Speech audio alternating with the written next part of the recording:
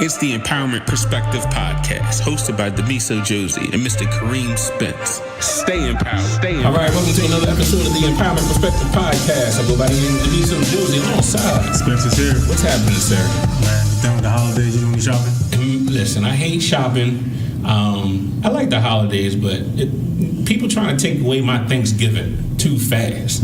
Okay. My wife put up the lights in the house like Alrighty. 3 days before Thanksgiving. I had a problem with that. Okay. Then she wanted me to put the lights outside. I said, I'm not doing that until after Thanksgiving. It ain't happening. Did you do it yet? Because the hawk was out. Like, it was cold on Thanksgiving. I'm glad you brought that up because should I take it personal here? I'm listening.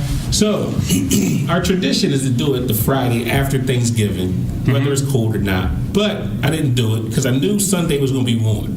Okay. So, my wife, before I even put the lights up, she was like, listen, don't ghetto up the lights this year. Because everybody, you see my neighborhood, everybody got their stuff on L7 squared and nice. She said, don't ghetto up the lights this year. A section's always missing and going out and all that stuff. So, wait, you mean tell me y'all are the ghetto people in your neighborhood? Yeah, according to my wife, yes, we are the ghetto ones in the neighborhood. So I put these lights up. So I'm thinking, all right, I can't ghetto it up. Got some extra lights, taking my time. Then I start getting frustrated because the trees are tall, my ladder's too short, the whole nine. So I'm out there in the middle of this. Mind you, I'm in the middle of writing my dissertation too. So I already been up since 6:30 to 11 writing some nonsense that I really don't understand what I'm writing. Okay. Yeah, he told me about that. Yeah, so that's a whole nother take it personal. We're going to talk about that later. After you get your credentials. Yes, yeah, and then I'm going to go in. Yeah. So then I'm sitting there, put the lights up and everything, and she seen that I'm frustrated. She sent the kids out. They supposedly supposed to be helping. Of course, they wasn't helping. They get the lights tangled up around the tree. I said, get out of here. Let me do the lights. So I'm frustrated, tired. Okay. Then she come out and say, let's go get the Christmas tree. In the middle of me putting these lights up. You going to get the tree. So I go ahead and put the lights down. Went and got the Christmas tree. On the way to get the Christmas tree. Go to the same spot every year, and we get in this argument, is it cash only or credit? I said, baby, it's cash only. She said, nah, they probably got to swipe this. We pull up, big sign say, cash only. So I ain't saying nothing, I just sat there. Now steam coming out of my ear. So she went and got money while we went and picked up the tree. I'm trying to pick up Charlie Brown's Christmas tree, but my kids want the tallest, biggest Christmas tree. 9-footer. Yeah, the biggest one that they could find. Meanwhile, they're arguing. The one side is bare, and Wait a minute. I've been in your car before. Now, who's driving? No, we got the truck. You got the truck. Okay. I thought they was like tying it to your car. No, we ain't doing that. I already scratched that up enough. So I'm sitting there, and I'm like, trying to get in the holiday spirit. My daughter puts the Santa Claus hat on me. And I'm like, should I be taking this whole thing personal? The fact that I was out there, she knew I was frustrated, and you want to ask me to go get this Christmas tree. We had all weekend to get this Christmas tree, but you gonna wait until I'm frustrated to ask me to go get that Christmas tree. Well, before I answer, let me ask this: did you watch the Cowboy game? I did see the Cowboy game. Okay. Did you watch the Eagle game? No, because that was in the middle of me doing my dissertation / putting lights up. Did anybody bother you while your boys were on Thanksgiving? Bother? No, I can't say that they gave you a day off, so they were trying to actually... Oh, but wait. No. Because we were supposed to eat dinner at 2 o'clock because the game was coming on at 4:30. I said, I want to be done eating. At 2 o'clock? Yes, because that's round 1. Then we come back for round 2. So then, of course, people were late on CP time, like my family always is. Stuff half done, not ready. I ain't start eating till kickoff, basically. So I missed good first quarter because we're sitting there eating. Okay. So should I take all this stuff personal that they're trying to ruin Thanksgiving, and they already? Oh, it gets better. I forgot about this because we had the elf on the shelf. What's the whole elf? Listen, the elf on the shelf is this little elf that you gotta keep moving. It's got magical powers, and they go back and report to Santa if your kids were naughty and nice and all that other nonsense. You can't touch it because if you touch it, it loses its power. I talked about this whole Santa thing. I got something for that too. I told you we got a lot to talk about. Go ahead. So then I'm like, all right, we're looking for this elf on the shelf. Of course, we can't find it. So I go to. You got kidnapped? We found all the clothes and stuff. My wife don't know where she put it from last year. So I go to the store. I'm sitting there, and she said, "You got to make sure it's the right one." And I'm sending her pictures of the ones that they got and all stuff. Finally, buy it. Leaving the store, she finds the elf on the shelf. So now we got 2 elves on the shelf. I'm like, all right, now this is getting ridiculous. You have 2 now. Yes, we have 2. So I should be taking that personal, the whole experience, and ruining my Thanksgiving. Well, I'm trying to give the family the benefit of the doubt. Did you get turkey leg for Thanksgiving? I did. I cut up turkey, got the big piece. So you really can't complain because, like Big said, more money, more problems. So if you're going to get more turkey, you're going to get more problems. That's what it really boils down to. That's true. That is true. I'll give you that one. So speaking of our last episode on the radio, we talked about... they were hilarious. Oh, my God. We talked about Santa, right? Yes. So I'm listening to... I got my kids in the car, and I'm listening to the radio show. And I forgot we were talking about how I'm going to ruin Christmas for my kids. And it said, so I had to turn it off. So then my man called me. He was like, yo, I just got to argue with my daughters because I was listening to your podcast. You ruining Christmas for all these kids in the neighborhood. I said, all right, man. Well, I mean, is it actually ruining Christmas? Like, are they not going to celebrate and say, no, get me anything because you said some things? I think they know Santa ain't real. I just want to confirm it. You want to confirm it? Well, I think that a lot of times with them, they want to continue to get the good gifts. So they have to believe in the myth, because if they believe in the myth, the good gifts are going to keep coming. If you keep it real with them, be like, yo, it's really me, and I ain't got the money this year. They're like, yo, listen, I want that guy back. That guy never had money problems. Then my youngest daughter hit me with, oh, Daddy, you ain't got to worry about getting the kids toys. That's what Santa does. And I wanted to go in right then and there and tell her that it's not real, but I didn't. I held back. So, but on that particular episode, we did start talking about fatherhood, and we had different perspectives on there as well. How do you think that show went? Listen, my guy, and I rock with him, LT, is hilarious. He brought up child support early. He went in early. Early he brought it. So I think overall we put out some really good information. But man, he is a character, and I rock with him. He said child support. Yeah, that was a good one. So make sure you check out Santa Ain't Real on our website, that radio show. We will be leaving the radio and doing podcasts back to podcast land. Yes. And hitting the road and hitting some different places. The radio was good to us, but it kind of it stifled us a little bit. So it's time to get back to our roots and keep it moving. December 22nd, we're going to be recording the podcast series on fatherhood. Okay. Pete Constantino's coming through. My wife said she might get on there too. So I got a bunch of people that want to chime in. Talk about fatherhood? Yeah, I guess that's what she wanted to do. But then she said she wanted to do a podcast on marriage and get a couple of married couples together. Since we did the man's episode, we did the females episode. Am I invited or no? I'm not invited. No, you have to be. You're the co-host of the show. You have to be in it. It's going to be interesting. But I'll put the question out there early. I've been asking people, doing a quick little survey, and basically trying to figure out what are the benefits for a guy getting married. Like, nobody can give me nothing. I talked to a couple of people. And I'm like, hey, what do I get out of it? Why should I get? What happened, Brooklyn? What happened? I said you might need me on that show, but that's a different show. Yeah, we're going to talk off air on that one. We'll talk about that off air. So we got that coming in 22nd. And then December 1st, which is next Saturday, this episode will probably be dropping right on Saturday. We got our toy drive. Yes. Benefit Children of CHOP. Yes. So we're going to do that. And nurses said they are coming. They're coming. It's going to be a good time. We're going to do a podcast there, live podcast. We're going to stream live on Facebook and hopefully get some people to chime in on that. We did our turkey donations for Thanksgiving. We actually dropped, I want to say 7 or 8 turkeys at a church in Violent. I don't know, I can't remember the name of the church, but every year we donate to them. So big shout out to Dawn Bell out there in Violent and her mother. And the store Aldi, I want to give them a shout out. Okay. Now, they gave you super discount? No. Okay. So last year I went in there and I bought up 8-9 turkeys. So I loaded my cart up with turkeys this year and some other items I needed to, make this sweet potato pie. My man comes behind the counter. I ain't even in line yet. He comes behind the counter and was like, yo, you can only buy 2. I said, what do you mean? I said, that don't make sense. Like, your job is to sell turkeys. I'm going to tell you where you went wrong at. You should have went in, like, for the movie King of New York, when you went to go buy some chicken.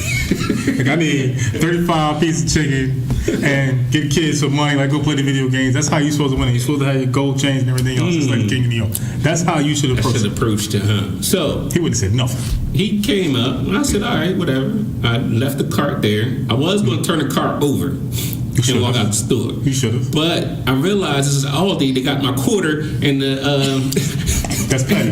It is petty. You had an opportunity. It's a prime opportunity to just go bananas and flip the cart and be like, you know what? I don't want the turkeys anyway. I lost my quarter, so I have to make sure I get my quarter back. I didn't know they still doing that? So they're still doing it. Packmark used to do that. I didn't know they still did that. So shout out to Aldi for making me spend our money elsewhere for the holiday season. Anyway, we got a lot going on in the holiday season. Like we said, 2019 is still going to be some big things popping. Shout out to Keely out there, Innovative School Summit. Yes. We'll have her on the radio show Saturday to talk about her company and the things that she's doing. And I want to get down to the bottom of why she gave into your pettiness down in Atlanta when we were down there. So we're going to talk about that too. But on today's episode, Brooklyn's in the house. Yes. We stress a lot about networking, and in one of my brother's episodes, she talked about how as a child he wished he would have learned how to network, and that was like one of the biggest downfalls in college. So anybody that's out there that's trying to get stuff done, your ability to network and network with the right people is extremely, extremely important. So through a mutual friend of ours, Darlene Dahan, who's done work with us and will continue to work with the Empowerment Perspective, she called me and was like, listen, I have this young lady that I need you to talk to. She's really brilliant. She's got some great initiatives involving STEM and women in STEM. You guys need to connect. Also, she's interested in my dissertation topic, school to prison pipeline. At least it was that. And we can talk about that in a second, in that whole process. I'm going to need like 3 days to go on this dissertation thing when it's all said. Is she interested in joining the team? We're going to get there in a second. So, why are you frowning your face off, Brooklyn? No, don't do that. One step at a time.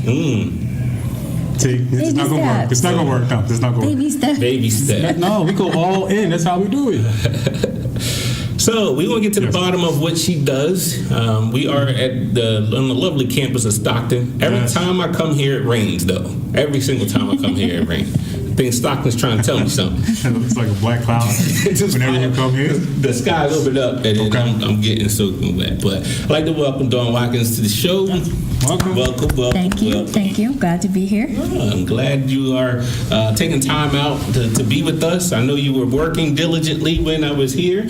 I saw the steam coming up out of your head, the vein popping. Why are you so frustrated over the work that you were just doing? Because it had to do with ethical leadership and the lack thereof. So. Tell me more. With the face again. No. We on camera. Smile. Yes, there you go. I should have bought some now later. That's what you were talking about. What was it? Volkswagen? Was the company? Was it? Volkswagen. Yeah. So what were they doing? Well, Volkswagen is in the news for some falsification of emissions data. But I didn't want to focus on that particular issue. I wanted to go back a little bit further to like 2005 when there were other unethical issues taking place with their leadership. And it had to do some with prostitution, drugs, political involvement. It was just a gambit of different unethical practices and issues pretty much embedded in the processes and the policies of the organization itself. So I'm going to be diving a little bit deeper into that. Is it only unethical because it's here in the United States? The reason I'm asking is because my brother also travels overseas a lot, and he talks about the culture of business over there and how it is a part of the meeting to actually, some people will give them young ladies to go back to their hotels and do things, and you have to eat certain things. Like it's what you described is exactly what he was like. This happens all the time in that particular culture. Yeah. Well, these issues took place actually in Germany, and actually the company itself was footing the bill for these unethical practices, and some executives were claiming that they were unaware. So allegedly, they didn't know what was going on. It's kind of like that girl that got caught with the GoFundMe scam. She's claiming that she didn't know that the whole thing was a scam. I said, that's nonsense. Meanwhile, she's spending that money. Yes. So interesting. Oh, wow. So we want to get to the meat and potatoes of actually why we're here. You're involved with an organization that deals specifically with women in STEM. What is that organization, and what's that organization about? Okay.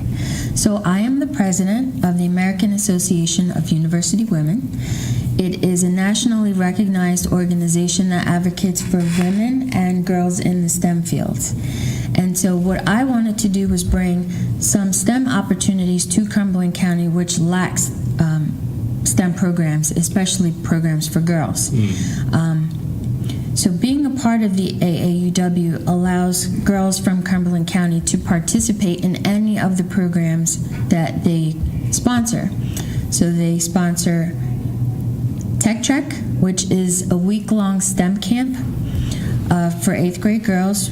We host it at Stockton University. There is Tween Tech, which is a one-day STEM event for middle school girls, 6th through 8th grade, and that's what we'll be hosting on March 15th on Cumberland County College's campus. It is the first countywide STEM event for middle school girls, so I'm very excited about that. And the third is Teen Tech. Teen Tech is also a one-day STEM event for high school girls, and we intend to host that on Cumberland County College's campus as well in 2020. So when 2020 rolls around, I hope to have Tween Tech and Teen Tech initiated on that campus. Why did you choose to get involved with the organization and use this as your platform? Like, why? What's the importance to you about women in STEM? So when I was doing my master's degree, I was trying to be an overachiever and get published.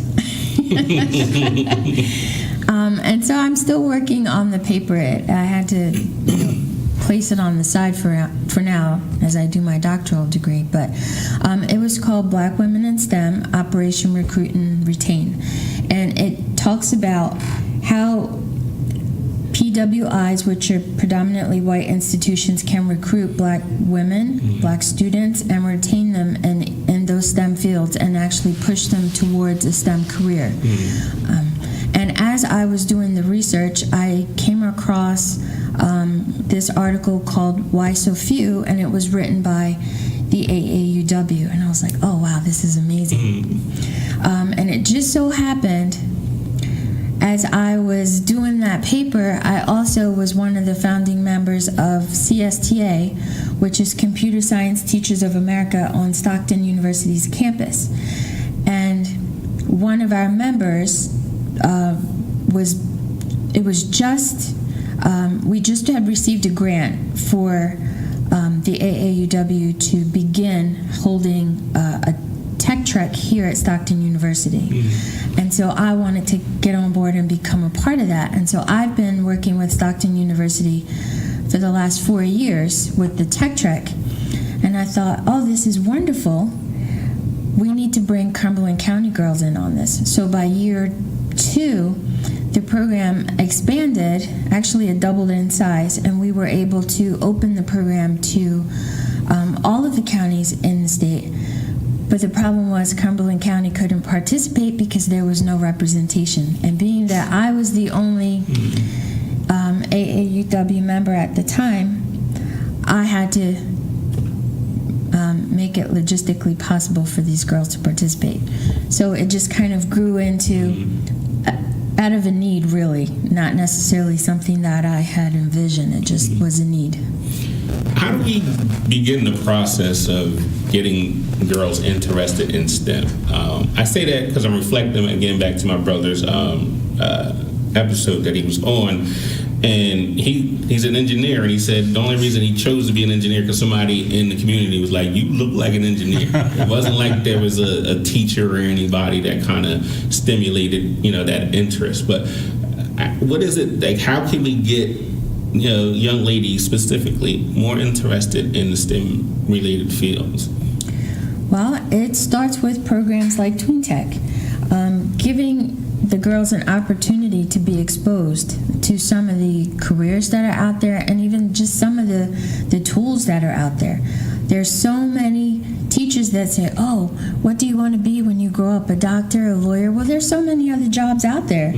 And then when you look at the statistics, there are a lot of male-dominated fields that women are actually better at.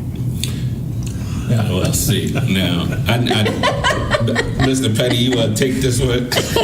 When you say better, what exactly do you mean, like better? You're talking about better what? Women think differently, and they bring a different approach to how, a different perspective to how they approach things. And so we want to make sure that girls take that path, that they begin to think things differently, begin to use that innate. I get it. So you're going to take the skill of hacking into somebody's phone, absolutely, and take it into a different dimension, absolutely, where you can actually design the phones. That's good. Well, I'm working on that too. I have a couple of organizations that I'm looking to partner with for this particular program, so that they can come out and expose these girls to just exactly that, computer science, programming. One of our apps during Tech Trek, I think 2 years ago, was having Verizon come in and teach these girls how to create their own apps, how to build them, how to implement them. And so we're looking to expose these girls to so many different STEM careers and actual workshops. So we're going to have a ton of workshops filled in that one day. So let me ask this: being as though I'm a school counselor, what can I do to assist in being able to recruit? Because I have a... Well, we are still looking for workshop facilitators. So if you have a name and contact information for someone who would like to facilitate a workshop, it would have to be in any of the science, technology, engineering, mathematics fields. They can do a workshop. You just let me know. Okay. Really interesting. I'm sitting here wrestling, and I don't have any facts or statistics to back this up, but I'm looking at, like, historically, women in STEM-related fields. There's obviously been some that has been very, very influential. I mean, you saw the movie Hidden Figures, and, those things actually, and there was a lot of them. And I'm wondering if there's more out there than we actually understand. Like, are we at a crisis level in terms of women in STEM-related fields, or is it just that we just want more of them in there? Because they're obviously out there, and I've run across a lot of astronauts and a lot of scientists and a lot of people that are women. Is it just a perception thing? I don't want to say it's a perception thing, but I think it's a reality that they're not given the same opportunities as men. I will say that. I think a lot of times when you look at the number of examples that may be within the school, it may not be a woman that's actually representing. Now, when you say opportunities, what do you mean not given the same opportunities as men? When you have, let's say there's a ratio of more men than women that are teaching these STEM programs. So if they don't see themselves as being someone that actually do the same type of work, or all it takes is really a couple of statements that you can't do it. So really, that we would need become to discouraged. Recruit more female STEM educators, which absolutely. is, to me, is an oxymoron, because the education field is majority women. But not when not in you the look STEM at fields. when you look at the computer science department, even in my building. But statistically, it's not necessarily just having a female instructor. But even if you had visual pictures of women in any of those STEM fields, it's still more encouraging, and it instills confidence in younger girls. I think some of it has to do, too, with parental influence. And my family is guilty of this, too, is that our parents project what they want their kids to be. And a lot of them are not having conversations with young ladies about being scientists and engineers. Because a lot of parents, again, are just like those teachers. They have no idea what other opportunities are out there. So some of them are limited with their own personal growth, where they had a stifled childhood and they're just they're in the career that they're in now just because I needed to pay bills. They didn't necessarily think about a career path. Whereas when you start early and you set the child, in this particular instance, girls, with opportunities and options, that gives them a more focused and direct pathway to a STEM career, or even thinking about what options or careers are out there. I think that we need to start developing the proper mindset in our students in those specific career fields, because we're talking about being very analytical, very critical, and innovative in the sense of coming up with solving problems. I think we need to do a better job of teaching our students those skill sets, and then I think they'll be a little bit more prepared to go down the path of a STEM related career. Well, even when you look at the curriculum in our schools, you're talking about first, second, third, fourth grade, maybe even fifth grade, before we even touch into the STEM related careers, mainly having a woman as the focal point of their contributions to science. This is true. And that's why it's important for us to do our Tween Tech. Now, Tween Tech begins in middle school, exposing these girls to STEM options, STEM opportunities. Because when you get to high school, girls already have in their mind, oh, I don't like math, I'm not good at math. When actually they are better in math. There's that better word again. You're different. She changed it to different. Go ahead. You said better. Go ahead. Yeah, okay. You might count me out here. But ultimately, girls have their mind decided by high school. So we want to reach the girls at a younger age. And I'm actually going to be working with Darlene to make sure that we can capture younger students sooner. And I'm going to create a partnership with... the Empowerment Perspective Group? I'm sorry? That's the partnership you're going to create, yes.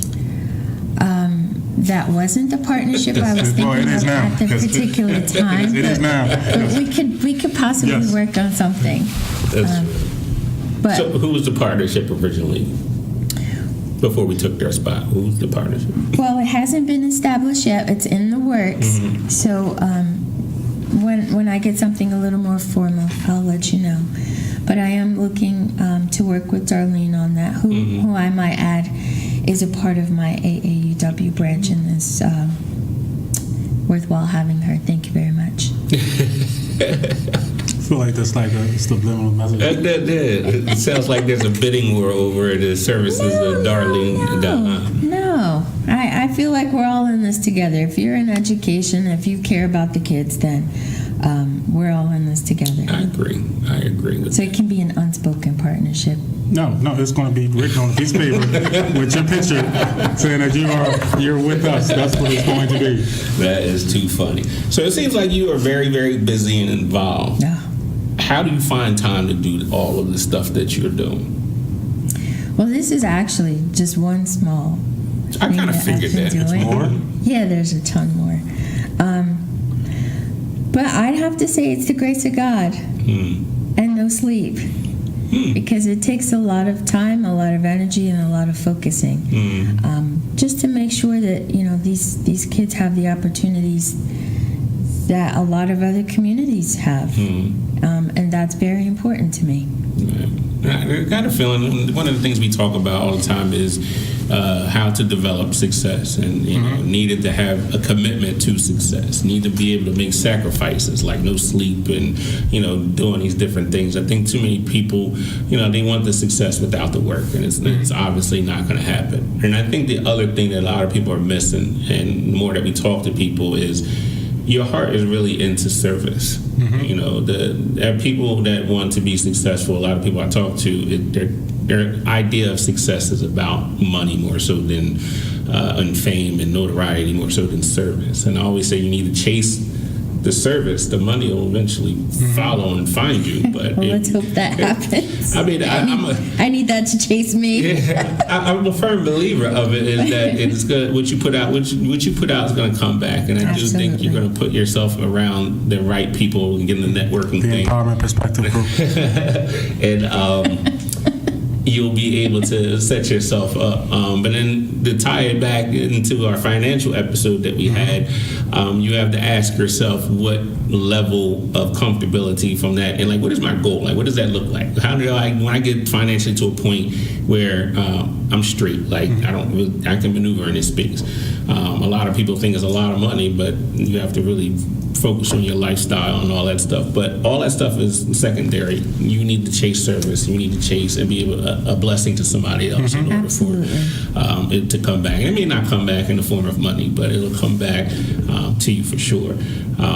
And that's my motto. I believe that I am blessed to be a blessing to others, and that's my core value, and that's my reasoning for doing this. Besides the fact that when you educate students, I think you're building your community as well. And as far as the money goes, just an FYI, the AAUW will be hosting. And we're gonna talk about that's a great segue. Like you look at me like, yeah, I want some of that money. Why you looking? Well, I mean, I don't necessarily. She's about to ask you for money. That's why she's looking at me. No, I wanted to invite you. Okay. We're going to be hosting a masquerade ball. It is the first ever masquerade ball in Cumberland County. I wanted to do something different, and that is definitely going to be different. It is going to be the Saturday before Halloween, October next year, and it will be held at the Eastland Golf Resort in Vineland, New Jersey. Okay. And it will be a great fundraiser. So I will keep you posted. Definitely. Yeah, so we can come anonymous. I got the mask on. Ain't nobody gonna know who I am. I ain't gotta say nothing.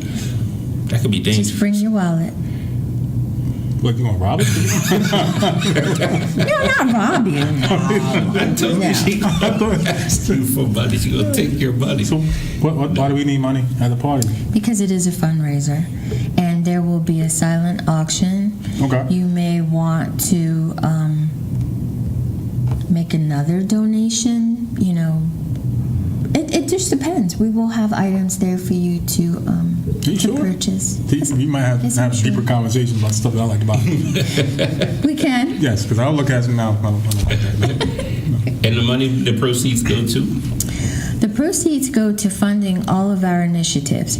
So right now, we're looking to make sure that the next Tween Tech and Teen Tech is fully funded. Like, we can just put out the money. We don't have to do small fundraisers. Right now, we have a GoFundMe, and you can find that GoFundMe link on my Facebook page. Okay. You can go to the AAUW Cumberland County website, click on the link, or you can just find Dawn Watkins, and you'll find the link on there as well.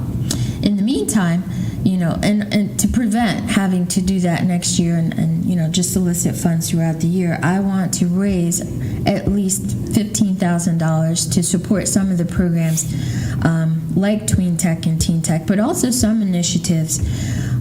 Like I said, we're looking to partner with another organization to bring STEM opportunities to younger children. Well, that takes funding. Absolutely. We want to be able to begin connecting the community to these students, and setting up events to make that happen cost a couple dollars as well. Okay. And how can people get more information about Tween Tech and Teen Tech? So they can go to our Facebook page. You can look up American Association of University Women, Cumberland County.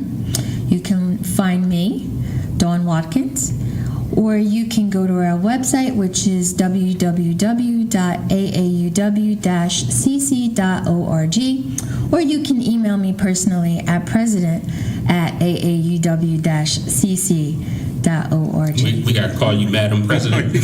Yes, you do. Or you can refer to me as Dr. Dawn, because that's coming. You yelled at me on the phone when I did that to you. She was like, no, not yet. I was like, well, I'm projecting here. Okay, well, I had a change of heart since then. Oh, thank you. That's awesome. Yeah. And we gotten really bold since we started the podcast. It's interesting. We went from being really shy to, I'm president. Make sure you know. Madam President. Yes, Madam President. Straight, right? That is too funny. You see, you call me doctor. That's the only I'm going to answer to from now on. Not to be doctor. So we're going to switch gears a little bit on the podcast. We like to have a little bit of a fun. These questions that we're going to ask you is completely up to you whether you want to answer it or not. But we have a traditional question that we ask everybody on this show. And that question is... I plead the fifth.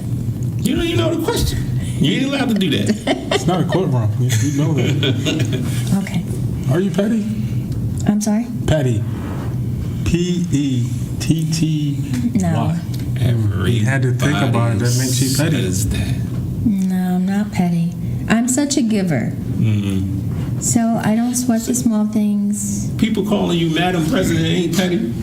Having an email that starts out with president is not petty. Well, when I send out my information, I want them to know that you're dealing with executive leadership. So don't just put my email to the wayside. Don't just not answer it. It's very important. That's petty.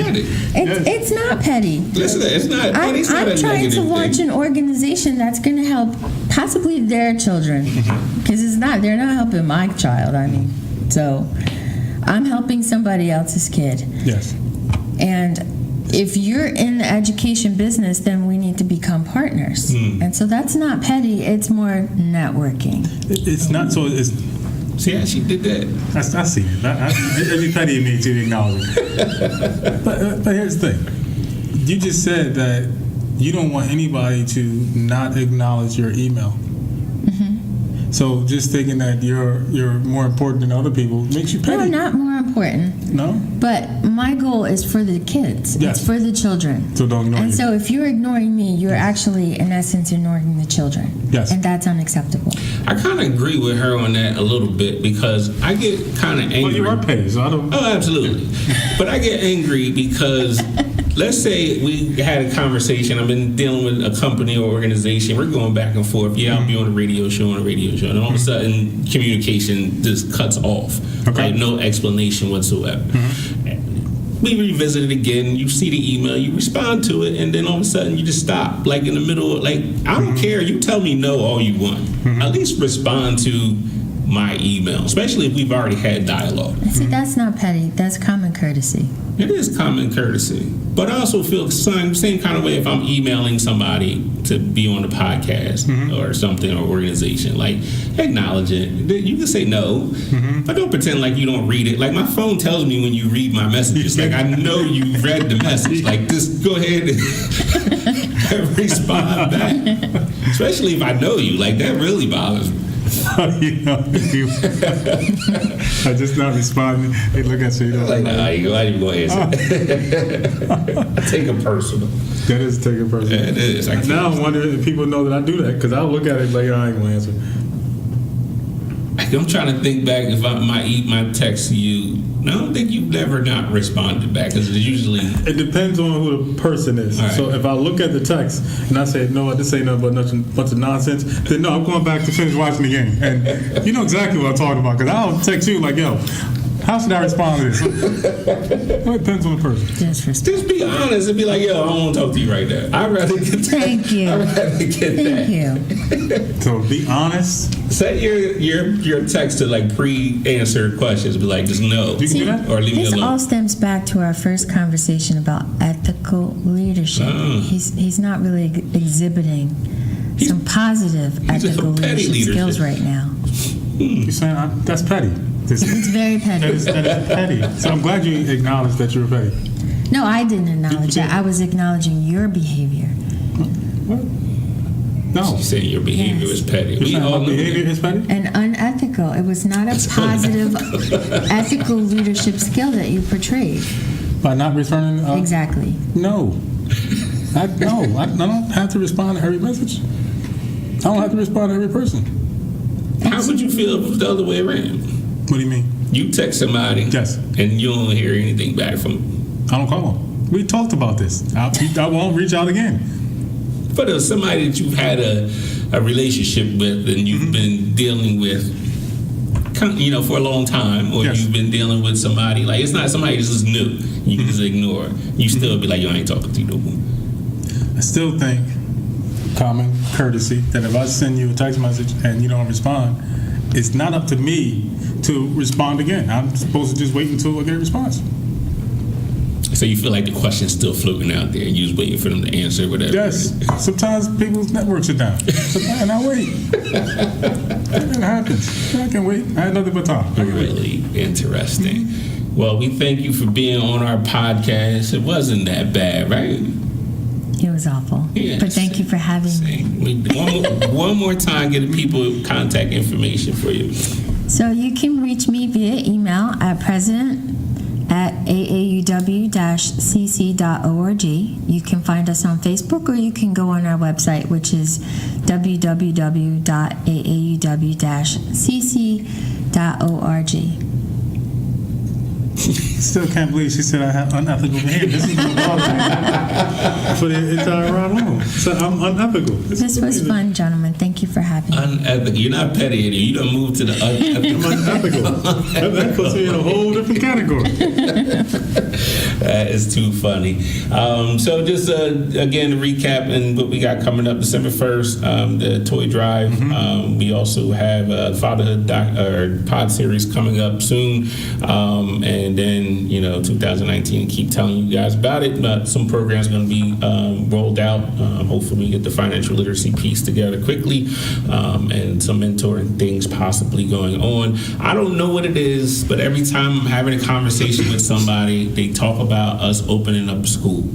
I'm not going to say it's happening anytime soon, but I feel like sometime in the next 5-6 years that there might be an Empowerment Perspective Academy.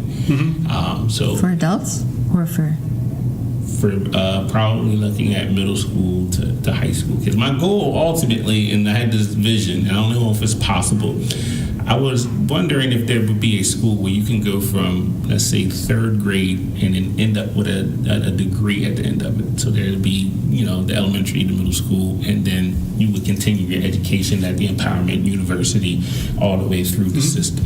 I don't know if it's possible. No, it's possible. But I can't tell them the secret, but I know exactly how we can get them there.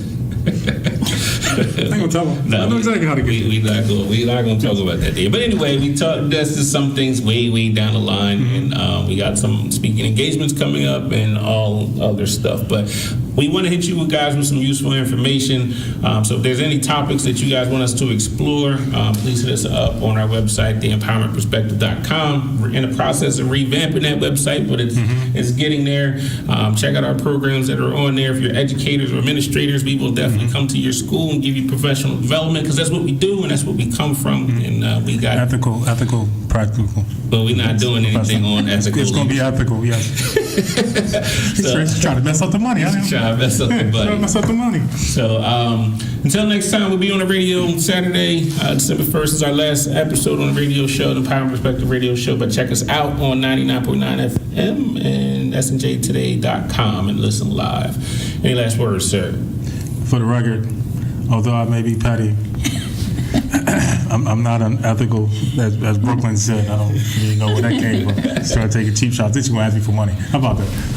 Just so that people know, we call it Brooklyn because every time we talk to somebody, they always from Brooklyn. So that's what she said. She came from Brooklyn. Have one last question. You're getting quality. Huh? You're getting quality people.